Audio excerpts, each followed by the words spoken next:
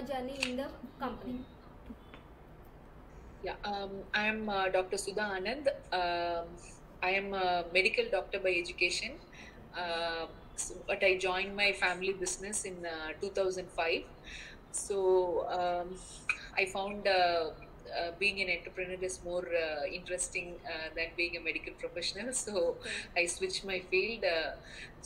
My father started this company, BK's Textiles, in 1985. We are based out of Tirupur, that is close to Coimbatore in Tamil Nadu. Yeah. We are a vertically integrated manufacturer and exporter of home textiles, mainly bed linens, pillowcases, duvets, and we also do a lot of woven fabrics. Yeah. And we have more than 1,000 plus employees working with us. Myself, Sudha, and my sister Sangeeta Velkrishna are involved in the management of the company, and my father, Mr. Senthil Kumar, is the chairman and managing director. He involves in strategy decisions, and my father is formerly he was chairman of South India Mills Association (SIMA), and he also holds positions in textile organizations like Texprosil and City, etc. He's well known in the textile industry basically, and I joined BK's Textiles in 2005, and like I had to learn a lot of things. Technically, I was trained by my father, and also I had my senior people who were in the organization, technical people, helped me in understanding uh, the technical aspects of textiles. Because I'm from a different background, so it took me at least 2 or 3 years to get accustomed to the technical words and terminologies, and also the quality specifications, etc. I started with marketing actually. International marketing. So as a company, 95% of our business is for exports, and we have a lot of international customers, long-standing customers, and UK is our main market.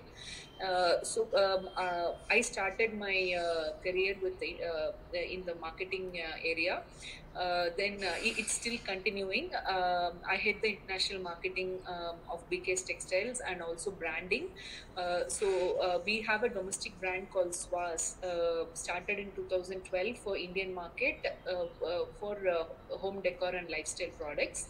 So since my joining in BKS, I have learned a lot of things technically, and also I did some courses in management area, executive management programs.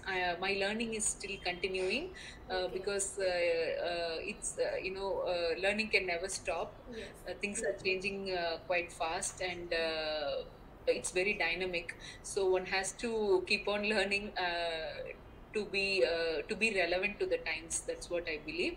It's been very interesting journey since 2005. It's been 15 years, more than 15 years since I joined my family business, and our business has grown five folds from what it used to be in 2000, before 2005, and our growth was quite sustained and gradual, because we believe in sustained growth. We have long-standing customers, and we are a little bit into niche products and value-added products, and not much into commodity. So our business is quite stable, and customers, we have satisfied customers and long-standing customers. So we have a sustained growth, and it is very fulfilling to work in the company. Yeah. So, looking Okay. forward to a great future. Yeah. So next question is, do you prefer written or verbal communication in textile? I prefer written communication. Yeah. Maybe for the first time when I meet a customer, it will be better to meet in person, to build an initial rapport and relationship. But for day-to-day communication, and it's better to keep it written, because we can refer it whenever we can, and whenever we need. And also, we are dealing with people who are from different languages, different Yes. culture. So written language is much more reliable than verbal, because written can be translated and understood, Yes. and also there is a record to refer back to. So I prefer written communication. Agree. Okay, so next is, according to you, what element does marketing campaign should include to be successful? Yeah, to differentiate ourselves in the market, we need a differentiator, that is a unique selling point. So how we are different from our competitor. So for us in BKS Textiles, we are a very sustainability oriented company. We have a lot of compliance certificates like ISO 9000, ISO 14000, SA 8000 for social accountability, Okay. organic, God's organic, fair, we are fair trade certified, we are members of BCI Cotton, and also members of SEDEX, and we also have CTPAT. So we have certifications that are sought out by customers, which gives a trust on our company. And now the world is it's the customers always look for reliability and trustworthiness in a supplier. Yes. All these compliances and our mindset, that is we all our manufacturing practices are very responsible. We give a lot of importance to responsible manufacturing practices. For example, we have from our dyeing unit, we don't let out any effluent.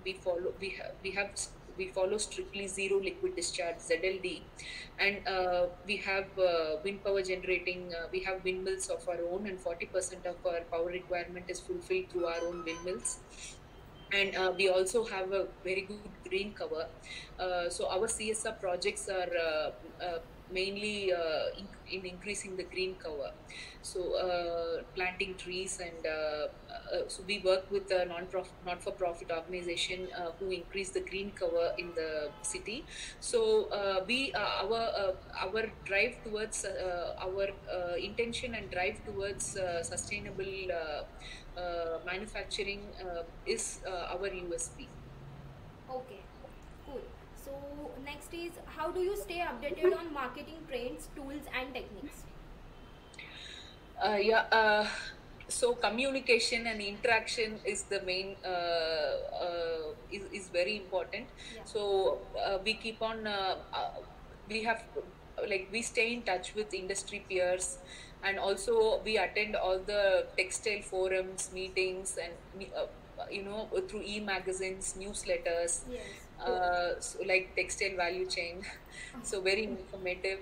And so we come to know the industry trends through all these media, and also physical interaction with our with other industry people, with other textile industry people. um, yeah, like the so communication and interaction, collaboration is the most important thing in keeping up with the trends. Okay, so next is, describe your leadership or management style. Okay, I believe in empowering people. Like people have to be empowered to take decisions on their own, uh, depending on their hierarchy. So decision and they should be given the right skills and training to handle their job effectively, so independently. So I believe empowering and encouraging and energizing people works the best in these times. I Yes. follow the same. Okay, so next is, how do you handle confidentiality in your work? Yeah, confidentiality is a big challenge. That too, when we want to keep ourselves differentiated from our competitors, and so from our so we have a non-disclosure agreement. We obtain non-disclosure agreement from our employees. That too, people who are involved in product development, marketing, sales. So we have a strict NDA policy, Yeah. and also we choose people based on the attitude, not only the skill. Yeah. So I believe people with the right attitude will always respect confidentiality, will respect the effort that has gone beyond behind the innovating some product or something that a company is specializing in. So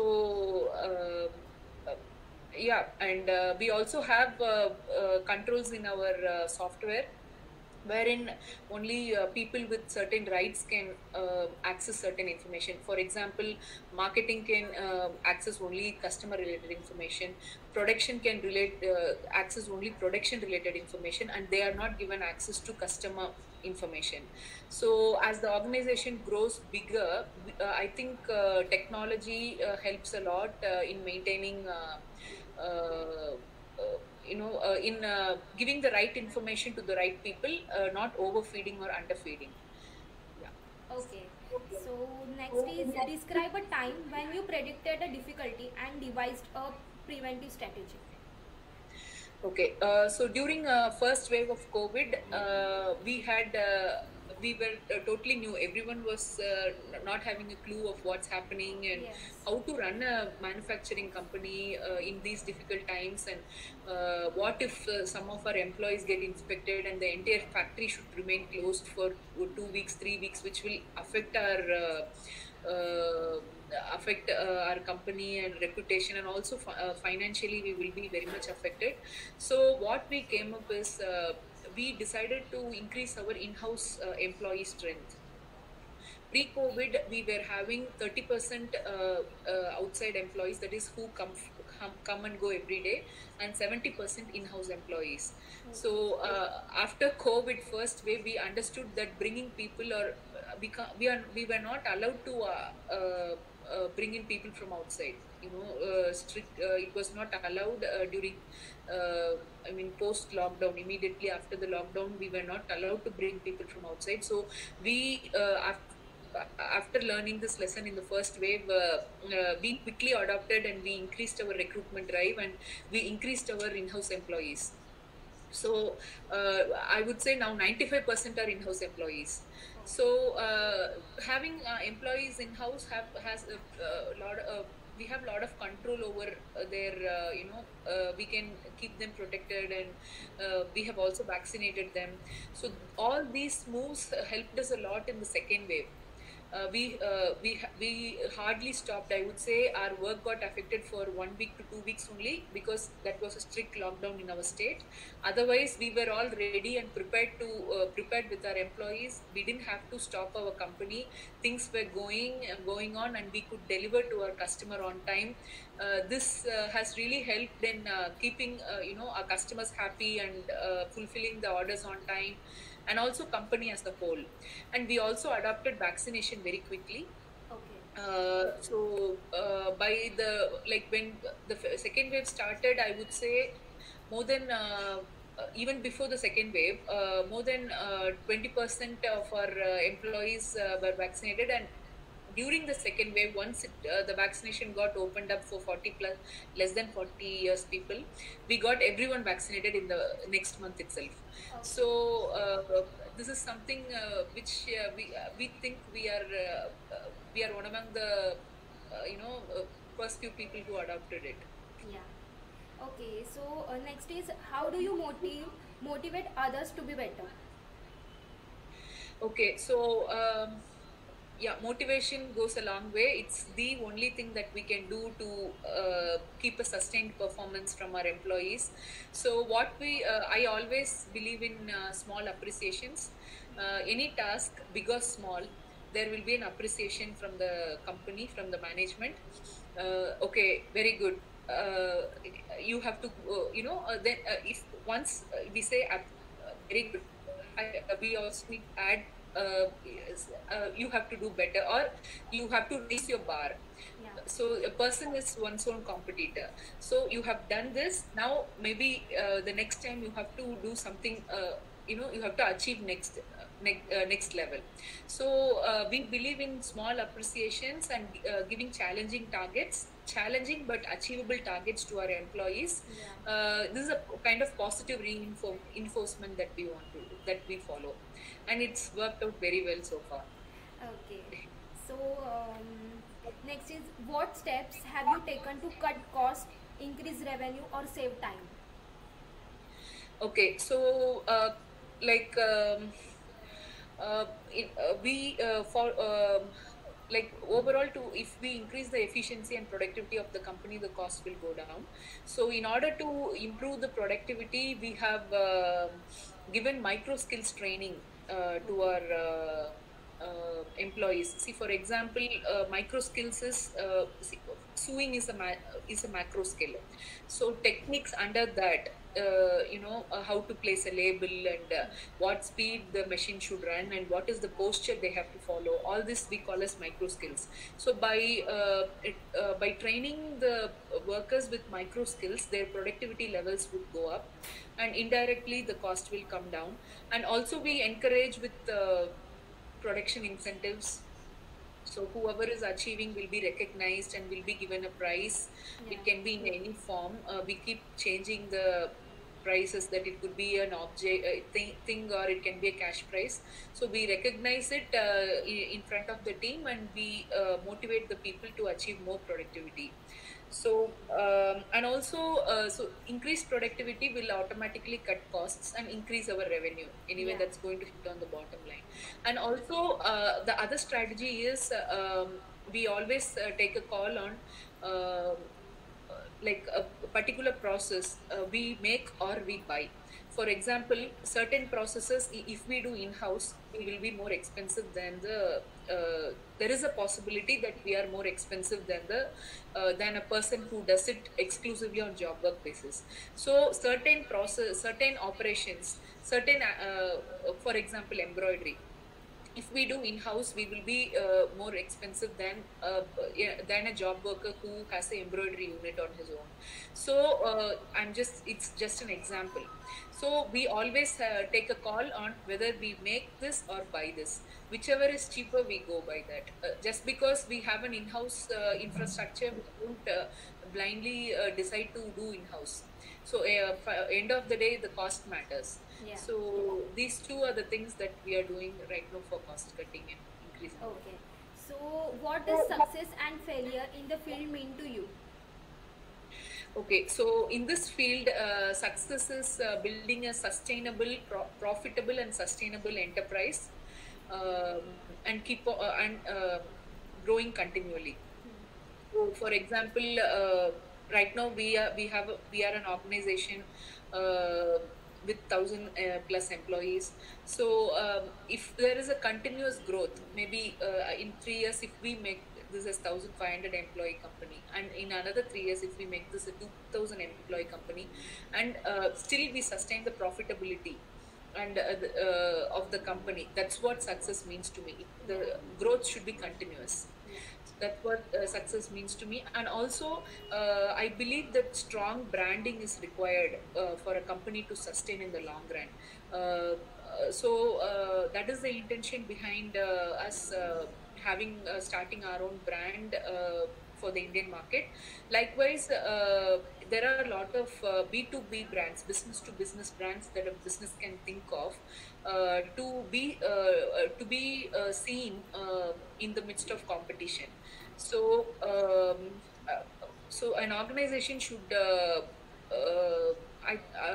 I believe that we should focus more on branding and branding, which gives visibility and also continuous growth.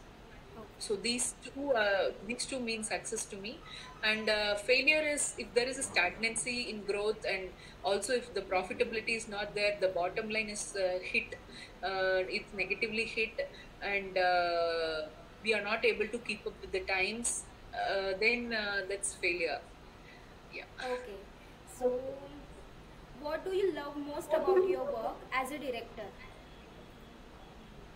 Okay, being a director of this company gives me a lot of opportunity to meet people and know things in the international arena, and also, it's very challenging. Yeah. This constantly, um, we are I'm pushed out of the comfort zone, and it's very challenging, and which makes it very interesting also.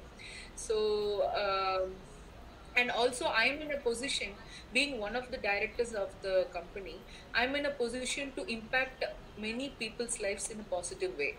Whatever decision, my voice is heard in the board, right? So whatever decision,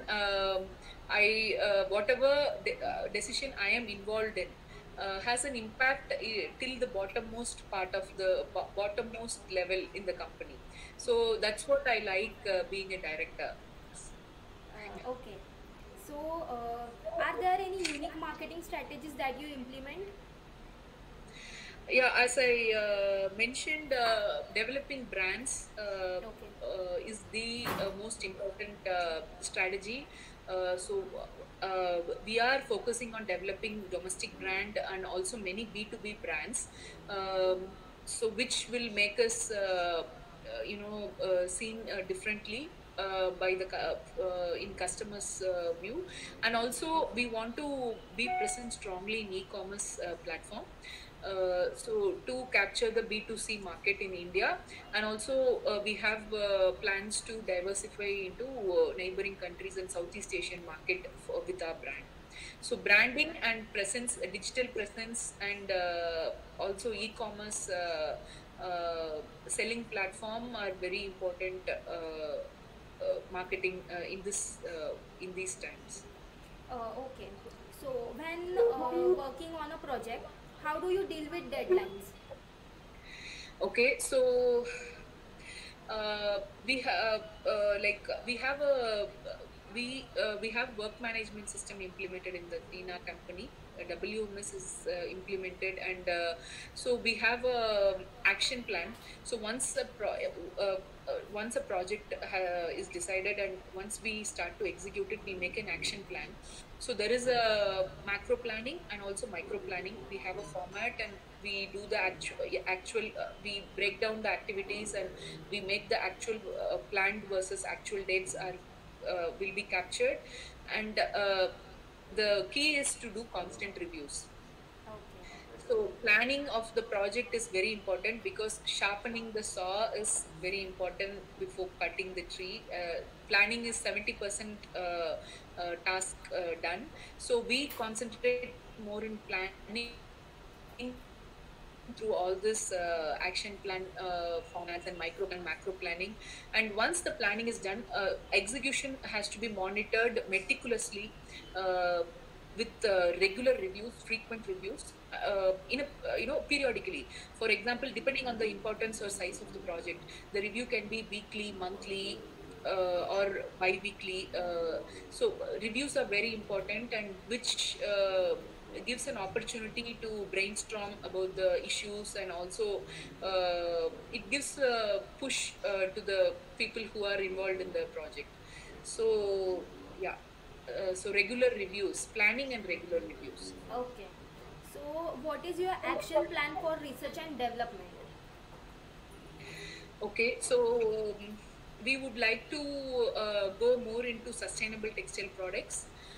So our all our product development and research would efforts will go into that area. We want to bring in more sustainable products in our umbrella. So yeah, we are still on the way. We are still not yet there. We are slowly progressing.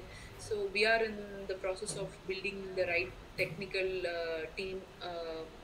Soon we will reach our goal, I believe. Yeah. Okay. So, what countermeasures did you implement during the pandemic periods? Okay, so pandemic is we faced it with a very unusual situation. We have never had it before. So, I mean, all of us. So, we focused on reducing our inventory, cost cutting, and also we kept in. touch with our customers on a regular basis. If there is business or no business, that doesn't matter. But we were not able to meet our customers in person, so we were having regular video conferences and meetings and calls with our customers to know what is the situation in their company, in their country, in their state, and so and also customers, we could explain our position to the customers. So the constant communication between us and our customer really helped in more in keeping the relationship intact, which was very important during the pandemic times. So we will once we know what's happening on our customer side, we will be prepared in our side also. For example, if the customer says my sales is slow, we will also suggest them, why don't we delay the deliveries and we slow down the production. Once the customer says my sales has picked up, we try to ramp up the production here and try to improve the delivery dates. So likewise, the constant customer communication was very important, and it was very helpful for us during the pandemic. And also we were focusing on a lot of cost cutting measures. These two helped us a lot. Okay. So, what are your top priorities for the company's future growth? Okay, so we want to increase our in-house manufacturing capacity to keep a control on quality and also the cost. And also we want to tie up with more retail chains so that the business is there throughout the year. Um, it's a guaranteed and assured business.